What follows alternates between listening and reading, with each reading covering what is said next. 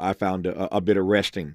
One, can I ask you to define a bit more for the audience the notion of what you call the asking gap?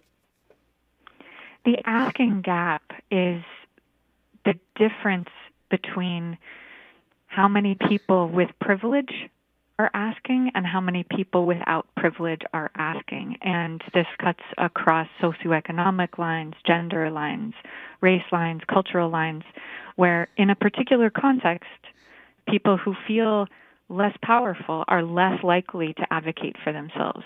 And this reinforces inequality. Hmm. I was thinking while you were breaking that down moments ago about my friend Cornel West, who is a professor, has been, of course, at Harvard and Princeton. He's now at Union Seminary in New York City. But I was laughing because I can recall so many times he has said to me, Brother Tavis, he said, I've learned in my years at Harvard and at Princeton, it's not so much that these white brothers and sisters, these white students, are that much smarter, that more advanced than black children. Part of it is that all of their lives, they've been told by their parents, you are brilliant. You are an all Hmm. star. You are this. You are that. You contrast that with parents in other communities, certainly communities of color. And while there are certainly parents in communities of color who do that, we could have a conversation if we were honest. I ain't going to detour right about now. We could have a conversation if we were honest about the ways in which oftentimes black parents and others talk down to their children. I'm not going to pivot to that right about now. But for those who are listening, you know I'm keeping it real. You know I'm telling the truth. We could have a conversation just about that as compared to how white parents and privileged parents speak to their kids all the time in just continuing to undergird them and to empower them with this narrative that they are brilliant, that they are the best, that they're going to run the world, etc., etc., etc. I come to that notion that Cornel West has shared with me many times over the years, Professor Chance, to get your take on how that impacts what we're talking about right now.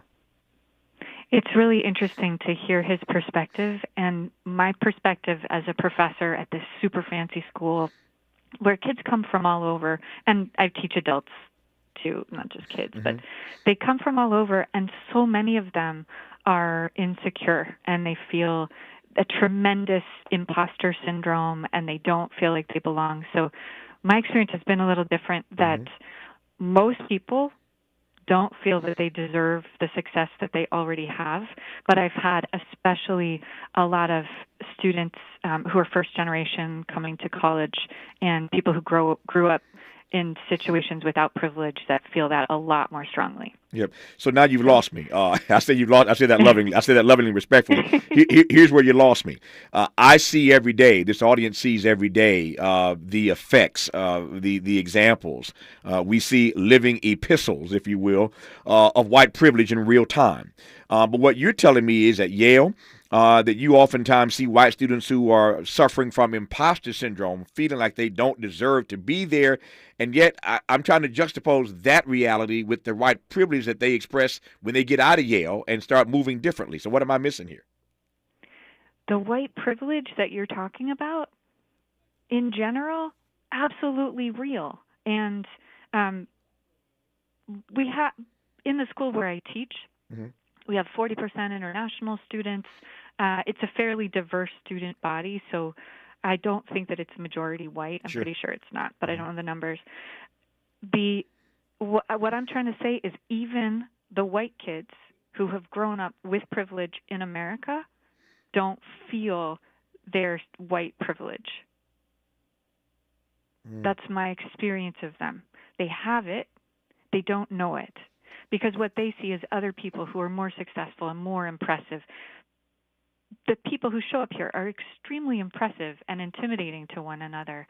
And you have to be here for a while before you get comfortable with the idea that maybe it's okay that you're here and they didn't make a mistake.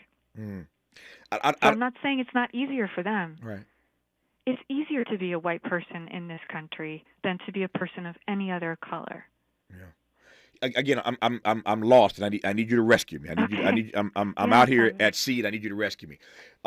Because here's what I'm not getting. And again, I don't want to get too far afield. I want to stay focused on this influence as superpower. We'll get back to that in a second. But all this ties together, obviously. So the narrative that we typically get, and I've had conversations about this, is that what in fact perpetuates white privilege in this country are all these white kids who are advantaged by the opportunities that they have, including being able to sit in classes at Yale and at Harvard and and the Ivy League and other great schools across this country. And what we're doing with those persons having this kind of exposure to the best of education is perpetuating the kind of white supremacy, the kind of white privilege that already exists. It's the reason why so many of us are walking on eggshells right now about this impending decision from the Supreme Court that is going to wipe out affirmative action as we know it, brought to us courtesy of Harvard and University of North Carolina. Mm-hmm. So I'm just trying to I'm trying to understand this notion that these kids don't feel like they have the privilege that they have, that they're suffering from imposter syndrome, but it is these very institutions that keep pushing out all these same people that run the world. So, my experience as a professor at Yale is that the students that I teach, overall, not every single one of them, overall, they're very smart, they're very kind. Mm-hmm. And I don't know if it's any different to teach at Harvard. I did my doctorate there, but I haven't taught there. Mm-hmm. My experience is that students come to the School of Management at Yale, especially because we have this very grounded ethos and culture of business and society. It started as a nonprofit management school, and students don't tend to come here unless they want to try to not just get power, but empower other people. Mm-hmm. This is deeply baked into the culture. And also what you end up finding with students at these top schools, where it's so selective to get in there, and this is true at Harvard, is that a huge number of them are insecure and also clinically depressed. Mm-hmm. And it's not that you have all of these confident, rich, white kids who come from many generations of money like you see in the movies when you see Harvard or Yale Mm-hmm. or someplace like this.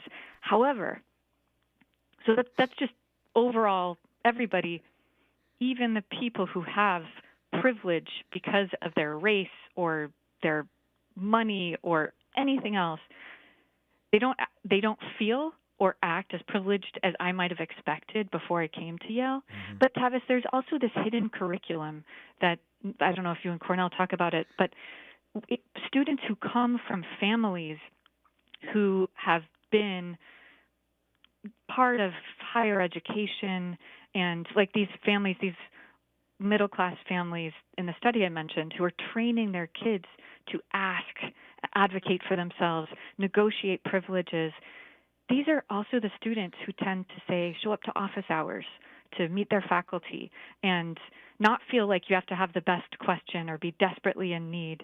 And students, and many of these students, they're much more likely to be students of color, right, who are first generation or who don't come from a family that is already familiar with the unspoken rules of the academy. They are less likely to get privileges because they don't know to ask for them, and they don't know that they can make friends with their professors, and they don't know that professors, for example, find jobs for some students and make those connections sometimes and invite them to do research and invite them to TA because we like them and things like this. So this is all part of the asking gap that I'm talking about. Got it. So let me ask two questions. I want to ask it in two parts because I see sort of two groups in this conversation at the moment, at least. Let me start with the first generation students who happen not to be white. Most first generation students tend to be students of color. You're talking to a first generation. college student. I'm the first person on either side of my family, mother or father side, to go to college, and I'm a witness, as I've often said on this program, that education can be a great equalizer. It can be a game changer because I was the first on either side of my family to go, and after me, my brothers and sisters went. They went to great schools like Morehouse and Hampton and on and on and on. Some of my siblings have more education than I have at this point, but I was the first one to go. So it can be a game changer, no question about it. But I'm curious about this group first, the first generation students. How do you convince a first generation college student that his or her influence is their superpower when they don't even feel like they have any influence? They're the first one in their family to do this. So how do you convince them that they do have influence and it is their superpower? In my class, what we do is I send them off every week to do real-world challenges where they're testing it for themselves. Mm-hmm. The students jokingly call my class doing uncomfortable things that make you a better person. So to share one example of a student who I think was a first-generation student. His family was from New Orleans, and he had grown up in difficult situations. His family definitely wasn't from an elite background. Mm-hmm. His mom was blind. They lost their home in Hurricane Katrina. He finished school in high school living with a stranger's family. His family was originally from Costa Rica. He plays this bigger and better game where you start with a paper clip and you're supposed to trade it up for something bigger and better as many times as you want. And then the next week you come back to class with your biggest, best thing. And this student, Manus, with his partner, Tom, shows up in class, and other people have brought things like, here's our big statue, or here is our, like, people bring some weird stuff sometimes, like a piece of marble from Saddam Hussein's palace. I don't know. Manus and Tom, they show up and they have nothing, and they said, we couldn't fit our biggest, best thing in the room. Zoe, would you bring the class outside? Do you mind? So we go to the front of the building, and in the turnaround right in front of the building is a Volkswagen Jetta, and it says bigger and better across the windshield. And between a Monday and a Thursday, they made 10 trades with New Haven business owners in our town, and they traded up from a paper clip to a car, and then they donated the car to a refugee family. A mom from Afghanistan came to pick it up so she didn't have to commute 2 hours each way on the bus anymore. So this is just a tiny example of experimenting and testing the power that you have. Tavis, and by the way, please call me Zoe. I find Dr. Chance and Professor Chance to just be weird, but I appreciate it. I was inspired when I read about how you ended up working for Mayor Tom Bradley in Los Angeles, and I would love it if you could share how it was that happened. Wow, it's rare that a guest puts me on the spot quite like this. I will answer. I promise you, I will answer that after news, traffic, and sports. Let me just get one. I promise I will. And as my audience knows, I appreciate the invitation to call you Zoe, but I believe that anybody who went to Harvard and studied as hard as you did to become a PhD, then you deserve to be called Professor Chance. So forgive me, I'll call you Professor throughout this conversation. That's just my way because you've earned it, and I want to respect it. Let me ask you though, in 90 seconds, I promise I'll answer that question when we come forward. I asked about the first generation. The other group I wanted to get to was the group of elite students, those who are elite but also suffering with this notion of imposter syndrome. Is your process the same for getting them to understand the influence they have and how it is also their superpower, or is that different? It's a similar process, and in both cases, though, it really helps for people to have conversations, and especially conversations with people like them, who they see as role models and who they see as fellows on the path. So, and they can do things like amplify each other's voices and share opportunities and things like that so that they can rise together. But that's especially for, say, first-generation students. Oh, powerful point. I'll take it. Her name is Zoe Chance. Her book, international bestseller, is called Influence Is Your Superpower, The Science of Winning Hearts, Sparking Change, and Making Good Things Happen. I will take her in treaty when we come forward after news, traffic, and sports to talk about the asking gap and tell you how I asked, frankly, begged for an opportunity with Tom Bradley, who, by the way, just got an invitation yesterday from the President of City Council.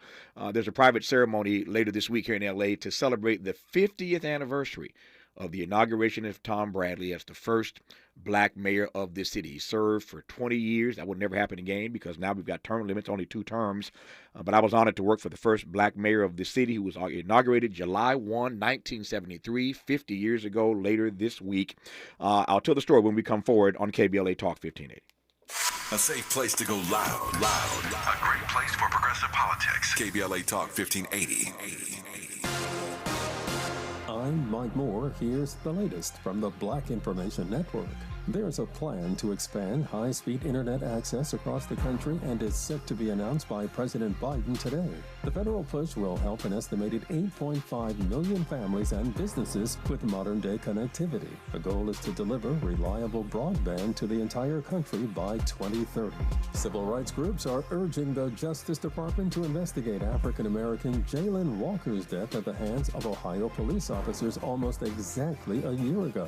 They recently wrote a letter to Attorney General Merrick Garland asking him to open a federal civil rights probe of the Akron officers. The group, including the Akron NAACP, wrote in a letter that Walker's family and the greater community deserve accountability and justice. And that's the latest. I'm Mike Moore from your 24/7 news source, the Black Information Network and BINnews.com.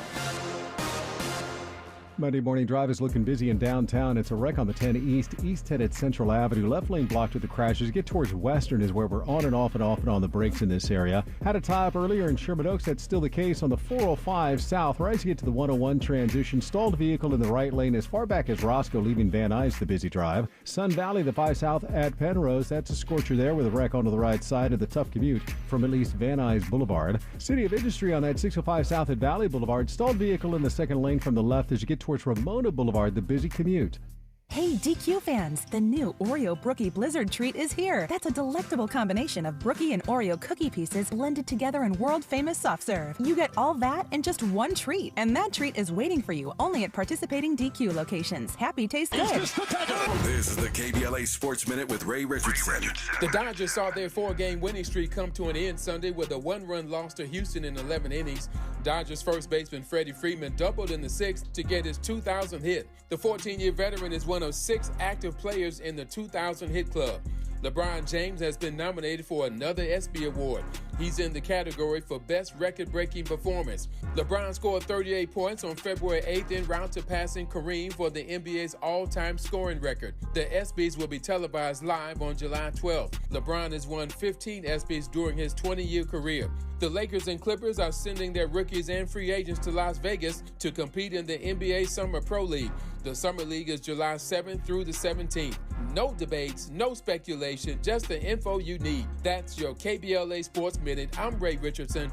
More news, opinions, and conversation when we come forward on KBLA Talk 1580.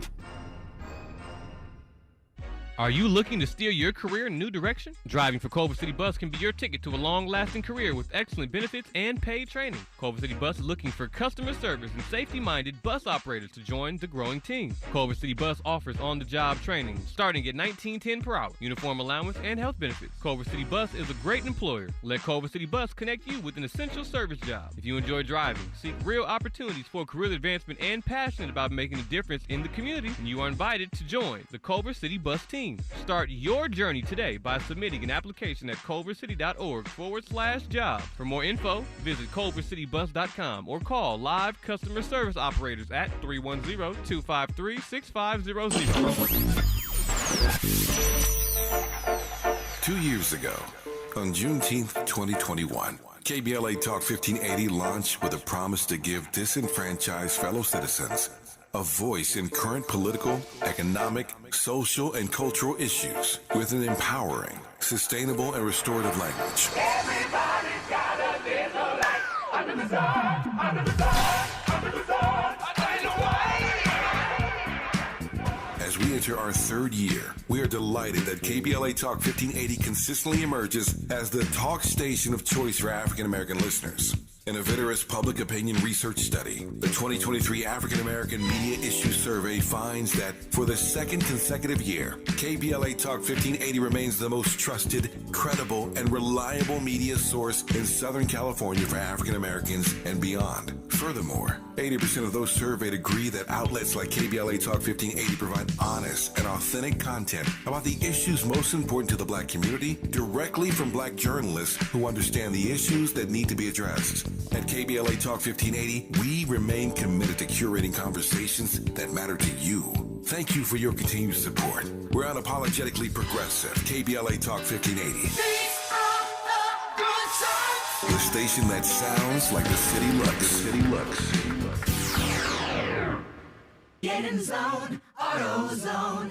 Welcome to AutoZone. What are you working on today? I think my battery's dead. With free battery testing and charging, AutoZone is here to help. Get in zone, AutoZone. What if I need a new one? We have the right batteries right here at America's #1 battery destination. Get in zone, And what if I don't know how to connect it?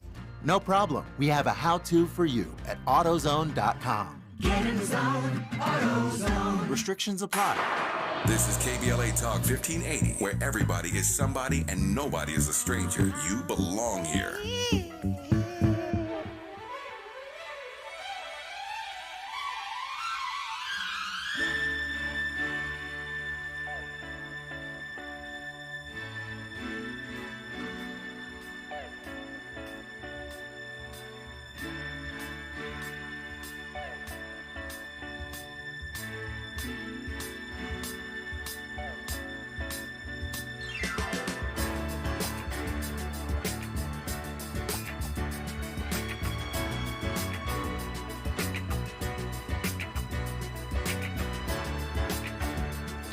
That's Barry White and the Love Unlimited Orchestra. As many of you know, I love music lover. And there are a lot of great bands and background groups with great names. I used to love, Stevie called his background singers Wonder Love. Ray Charles, of course, called his background singers the Raylettes. A lot of great background singer names and band names, but it's hard to top the Love Unlimited Orchestra. And if you have never seen Barry White conduct the Love Unlimited Orchestra, I want to just make you smile today. Just Google Barry White conducts orchestra, and you will see him conducting in a number of videos all over the internet, the Love Unlimited Orchestra, including this particular song, this track. And I promise you, you will be just tickled when you watch the way that Barry White conducted an orchestra. Not exactly like Gustavo Dudamel, I might add. And Dudamel is one of the best. I love him. We're losing him in L.A. He's going to New York to direct the New York Phil, conduct rather the New York Phil. So we're going to lose Dudamel here in L.A. In the next year, and I'm sad about that. But our friends in New York will benefit from the maestro, Mr. Dudamel. But we're playing Barry White all 3 hours today because June is Black Music Month, and we're playing the best of a particular artist every day this month, and that artist today is the maestro, Barry White. We continue our very rich and fascinating and delightful conversation right now. I've been reading all your comments on social media, so you're loving this as much as I am, apparently. Her name is Zoe Chance. She's a very popular professor at Yale. Her international best-selling text is called Influence Is Your Superpower, The Science of Winning Hearts, Sparking Change, and Making Good Things Happen. And before news, traffic, and sports, she put me on the spot. As a matter of fact, my two guys, Miles, my board op, and JD, my producer, were laughing, Professor Chance, that Professor Chance has no problem with the asking gap, because she sure put me on the spot by asking this question about how I got a position with Tom Bradley, which I'm happy to share, because it does, I think, underscore this notion that we must not be afraid of the asking gap, and we've got to do our part to shrink it and not be afraid to advocate for ourselves like others do. And when we don't advocate for ourselves, that is what Professor Chance was sharing with us earlier, part of what creates this inequality gap in this country, that many of us just don't feel empowered to advocate for ourselves. So the story in short order is simply this. I was having a very difficult time as a student at Indiana University. My parents are going through a pretty bitter divorce. I'm one of 10 kids. I'm the eldest in my family.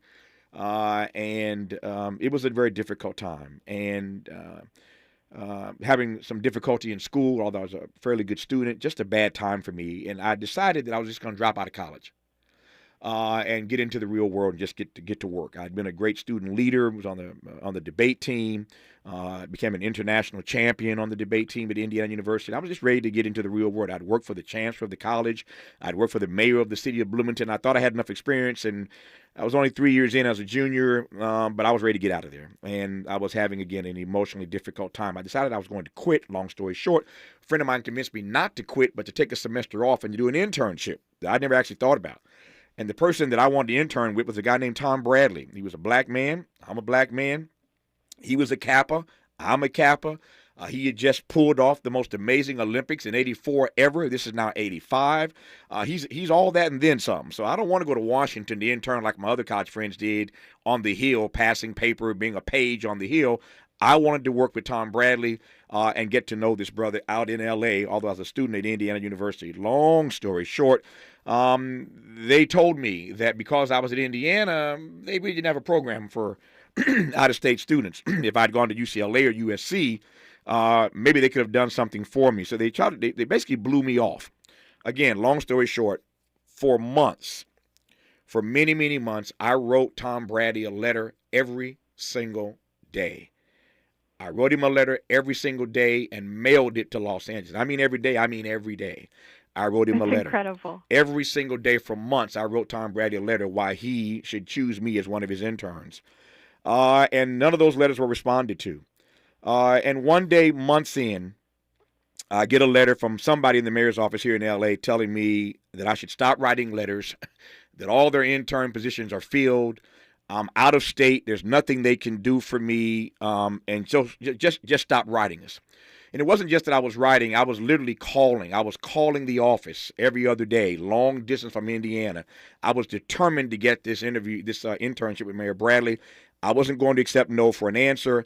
And so I called. I got to know everybody in that office, some of them who are still listening to this program right now. Connie may be listening. Connie was there, and Eula Collins was there, and Wanda Moore was there, and Kitty was there. I got to know Officer Walton. All these persons that worked in the mayor's office got to know me, and I got to know them over the phone because I called them every other day trying to get to Tom Bradley, seeing if they got my letters and if they were going to give me an internship. Again, long story short, months go by, and I finally get a letter from the mayor's office telling me to stop writing. We ain't got no internship for you. Leave us alone.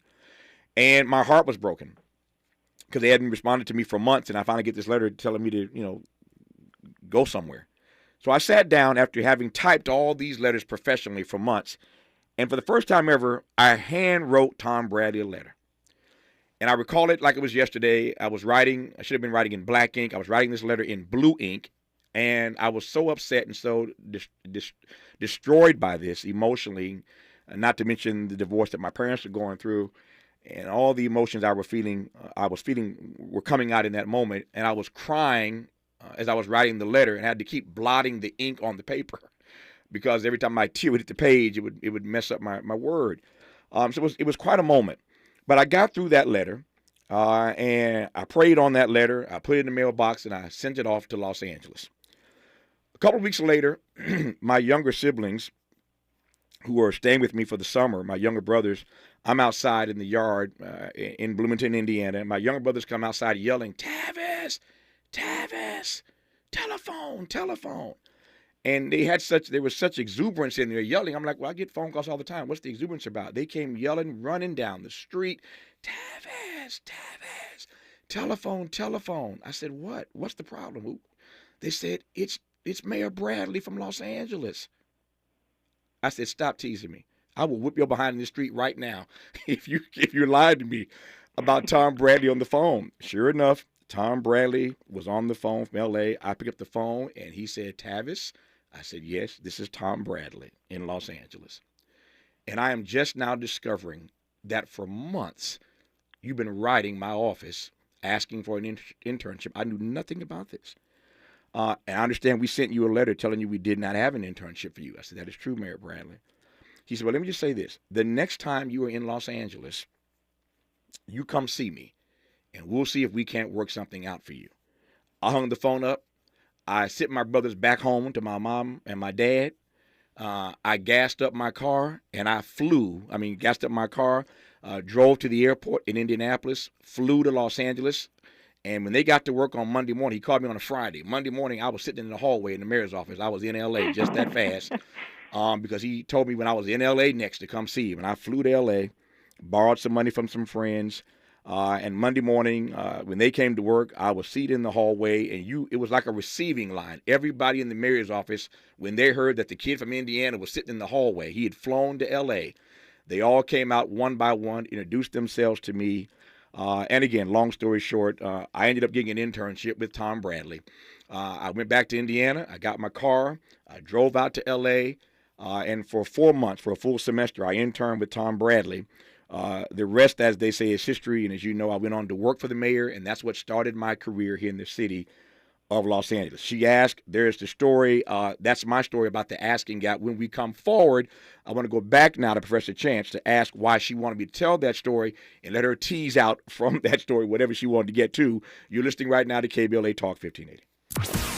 Be sure to like and follow Tavis Smiley at The Real Tavis Smiley and get Twitter updates at Tavis Smiley. The conversation continues when we come forward. This is Tyrone celebrating the 75th anniversary of Black Radio, and June is Black Music Month. Brought to you by Procter & Gamble. Don't you know that I heard it through the grapevine? God much longer want to be mine. Don't you know that I heard it through the grapevine? From their first big hit in 1967, I Heard It Through the Grapevine, I always did love me some Gladys Knight and the Pips. They were a superior singing group. He's leaving on that midnight train to Georgia. To the Grammy-winning single, Love Overboard. Love overboard, love overboard. My love's in need of help. Love overboard, love overboard. I sure can't help myself. Love overboard. Let's widen all views to the resilience, joy, beauty, and vastness of the Black experience. Learn more at pg.com/widen the screen. Gotta stay fresh, my house shot with a rest bar, shot with a rest bar, shot with a rest bar. Have you visited us online for the grand opening of KBLA.store? For the best in new merch, gift ideas, books, media, and more, log on to KBLA.store. Be sure to check out our KBLA team favorites at KBLA.store today. That's KBLA.store for all the official merch on your favorite talk radio station, KBLA Talk 1580. The bounce is back. The Shadow Sister Tour is coming to Malik Books, Westfield, Culver City Mall, Friday, June 30th, 2023 at 7 p.m. Author Lily Mead will be signing and discussing her new book, The Shadow Sister. This book is perfect for fans of emotional suspense, sisters with stories with complex family dynamics, and speculative fiction, including hoodoo. Lily Mead's captivating book is a must-read, truly a page-turner. From the first line to the final page, the moderator is New York Times best-selling author of the book, The Black Kids. Come out to Malik Books, Westfield, Culver City Mall for the Shadow Sister Tour, Friday, June 30th at 7 p.m. There will be diverse books featuring strong female leads. Malik Books is a community bookstore that amplifies the voices of our community and gives voice to the voiceless. For more information, go to malikbooks.com. Again, that's malikbooks.com.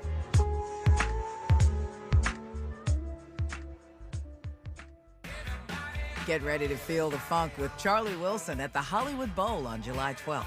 Wilson brings 4 decades of hits like Outstanding and Party Train, from his days as lead singer of the Gap Band and his award-winning solo career, with hits like You Are and There Goes My Baby. In Vogue opens the night infusing killer vocals with class on hits like Free Your Mind and My Lovin'. Get your tickets now at HollywoodBowl.com. Hollywood Bowl, forever summer. Broadcasting live from Leimert Park, USA. Welcome back to your home for unapologetically progressive radio, KBLA Talk 1580. So leave it to my Henri crew, Miles and JD, to ask me during that break. So do you know who wrote that letter to you, Tavis? And whatever happened to that person? Where are they? I do. I think he was just doing his job. His name is Craig Lawson.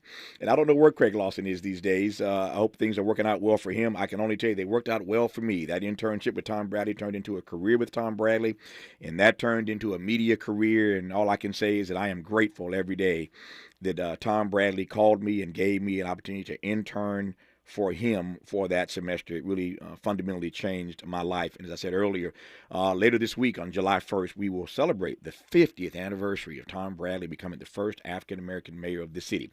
Professor Chance is our guest in this hour. Zoe Chance. Her book is called Influence Is Your Superpower, The Science of Winning Hearts, Sparking Change, and Making Good Things Happen. So you forced me, Professor Chance, to tell that story. I told it. Now you unpack it for me. What are you teasing out of that? I loved hearing this in your own voice, in your own words. Having read it, it was inspiring, but I just will go away remembering this and having visualized every moment of it. What you were teaching here in our collective lesson on influence is the core of what it takes to be influential. When we were talking about the asking gap, the problem is that we hold ourselves back from being influential more than anyone else does when we don't ask and advocate, not just on behalf of ourselves, but other people. And we hold other people back when we make them ask. What happens when we can get, maybe not comfortable, but at least make peace with the idea that when there's something that you want, you have to ask for it, and you may have to ask and ask for it. Regardless of how it feels, you may have to be persistent and shift the perspective from somebody says no to you or they don't write back to you, from thinking this is no to me forever, but this is just no to this for now, but what about tomorrow, right?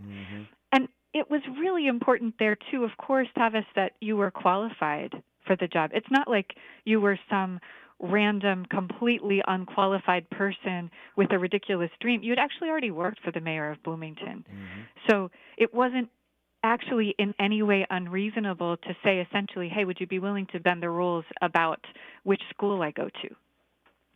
And I'm curious how you got the courage and the faith and the hope to persist day after day when you weren't being successful.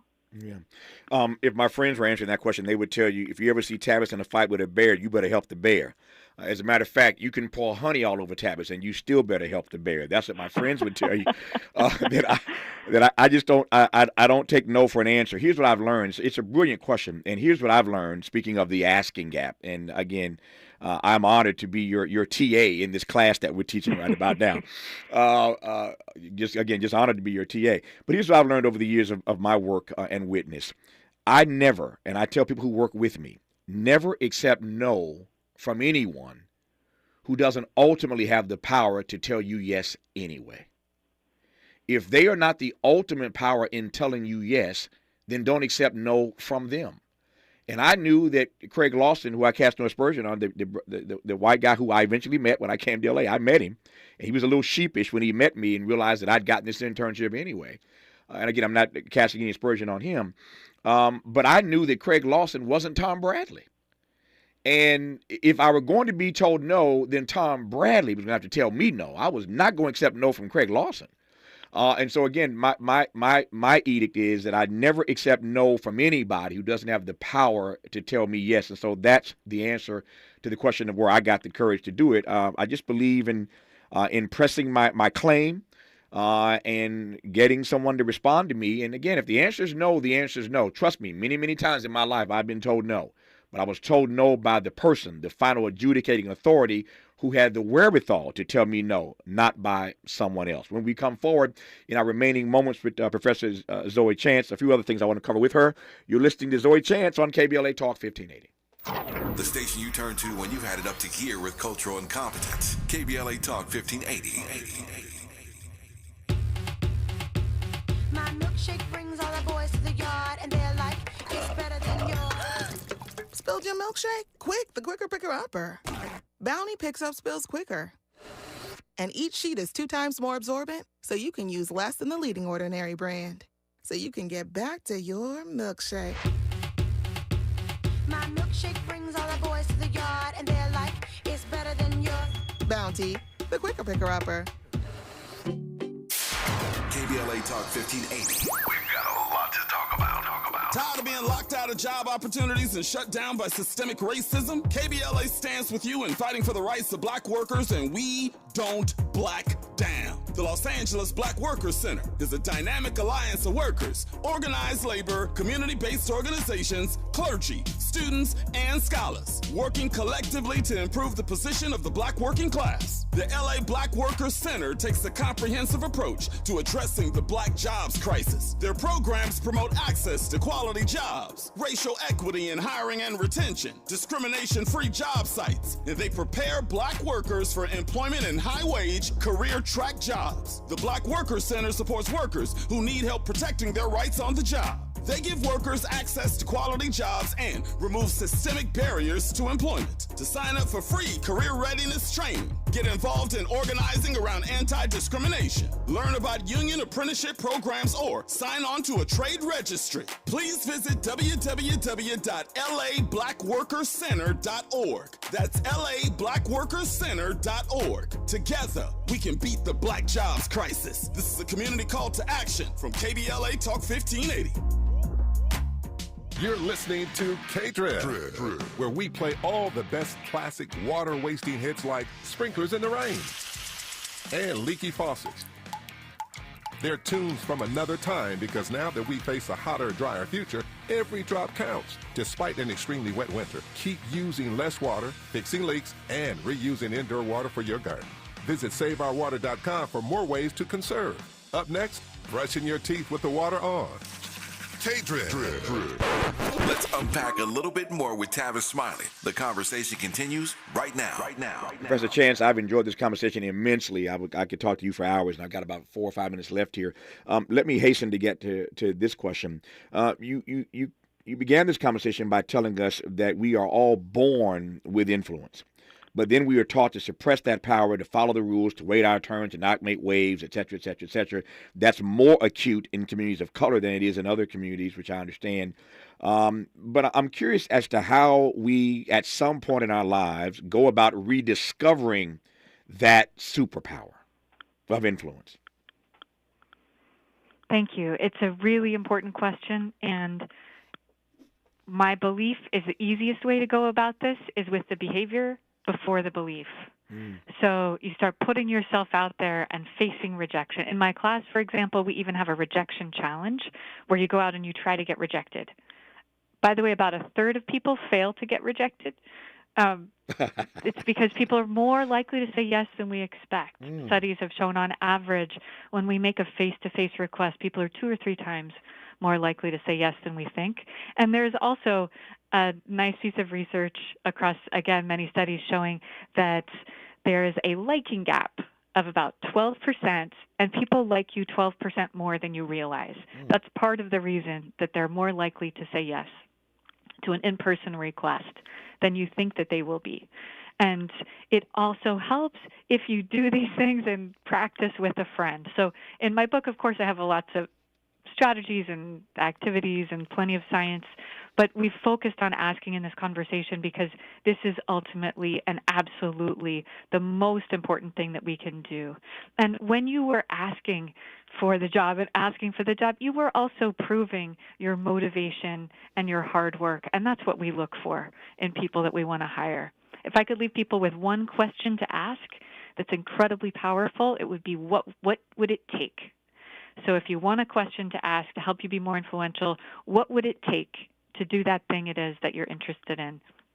People in my class recently have used that question to, at the New York Times, get a policy change to have now every employee at the New York Times who wants to get their eggs or sperm frozen can get that covered as a health benefit. Another participant in a workshop with me asked that question at Turner Networks and got funded an internship program for underrepresented minorities because it was just a bunch of privileged kids who didn't need to make a salary who were doing these internships. And they, when I saw them last summer, they had just graduated their 24th intern. So what would it take to be more influential? That's a powerful note on which to end this conversation, which I hate to end because I have so much more I'd love to talk to you about. Maybe somewhere down the road you'll have some more time to talk to us. But I was thinking as you were just sharing now, years ago, many of you remember those bracelets everybody was wearing. They had the letters WWJD on them. Remember those back in the day? WWJD. What would Jesus do? That's what it stood for. WWJD. What would Jesus do? I'm going to get some made that say WWIT. What would it take? I'm going to get me a bracelet. That is a magic question. Yeah, I love that idea. That is the question. And question. I've loved talking with you, Tavis. Thank you so much. I enjoyed it immensely. WWIT. What would it take? That's the question Professor Zoe Chance encourages us to ask ourselves today. Her book is called, international bestseller, Influence is Your Superpower, The Science of Winning Hearts, Sparking Change, and Making Good Things Happen. Professor Chance, I enjoyed this immensely. Thank you for your time. Thank you. Hour 3 of Tavis Smiley after news, traffic, and sports on KBLA Talk 1580. KBLA 1580 Santa Monica. I'm Mike Moore. Here's the latest from the Black Information Network. There's a plan to expand high-speed internet access across the country and is set to be announced by President Biden today. The federal push will help an estimated 8.5 million families and businesses with modern-day connectivity. The goal is to deliver reliable broadband to the entire country by 2030. Civil rights groups are urging the Justice Department to investigate